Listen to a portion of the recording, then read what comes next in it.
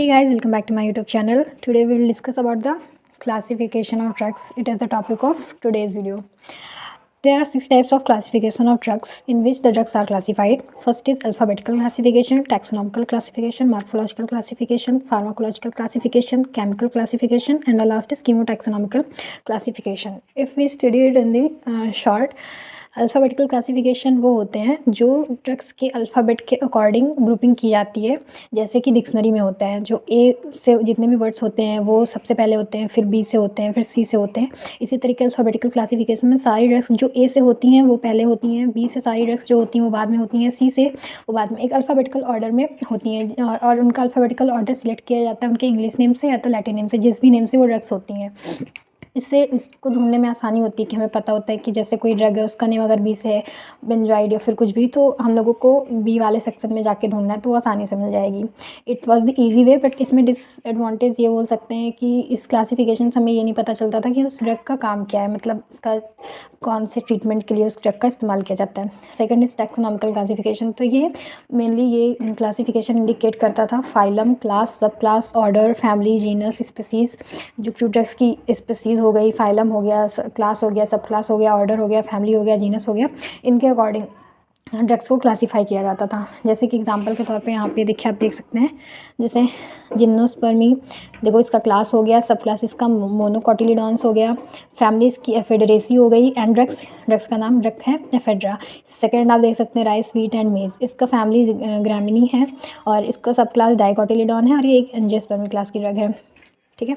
Next one is morphological classification. तो morphological classification basically plant के parts से होता है, जैसे कि कौन सी ड्रग है जो लीव्स, प्लांट के मतलब लीव्स से बनती है, जो फ्रूट होती है, जो फ्लावर से बनती है, वुड से बनती है, बार्क से बनती है, एक्सट्रैक्ट्स हो गया, गम हो गया, रेजिन्स हो गए, इससे कौन सी ड्रग्स होती हैं जो इन प्लांट के पार्ट्स के अकॉर्डिंग उसको क्लासीफाई किया गया था। जैसे यहाँ पे आप देख सकते हैं, यहाँ पे लिखा हुआ है कि in this type of classification the crude drugs are categorized into the plants like leaves, fruits, flowers, woods, bark, stacked gums etcetera.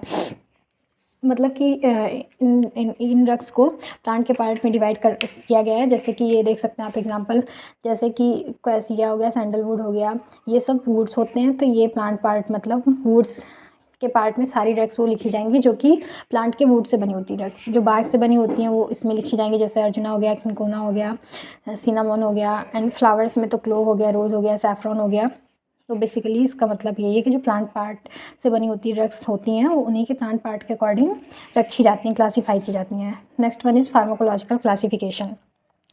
Basically इस क्लासिफिकेशन में क्या होता है, जो ड्रग्स होती हैं वो फार्माकोलॉजिकल एक्शन के अकॉर्डिंग रखी जाती हैं। जैसे कि एग्जांपल से समझिए आप, जैसे कि कार्बोनेटिव है कोई ड्रग, तो कार्बोनेटिव तो बहुत सारी ड्रग्स होती हैं जिनका फार्माकोलॉजिकल एक्शन ये होता है। तो उसमें कौन कौन सी हो गई, जैसे कोरिएंडर हो गया, कारावे हो गया, क्लोव हो गया, ये हो गया। फिर परगेटिव्स होती हैं एलॉय, सेना एंड रूबार्ब हो गया।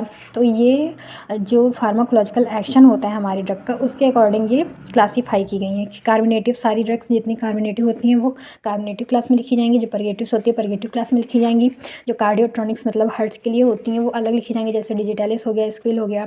जो एंथेल्मिक्स होती हैं, एंटी कैंसर्स होती हैं, एंटी स्पाज्मोडिक्स होती हैं, एंटी एमोबिक्स होती हैं, बिटर्स होती हैं, सारी ड्रग्स अपने अपने वर्क फार्माकोलॉजिकल एक्शन के अकॉर्डिंग क्लासीफाई की गई हैं। Next one is chemical classification. Basically इसमें क्या होता है, जो ड्रग्स होती हैं वो केमिकल नेचर की वजह से इनको क्लासीफाई किया जाता है।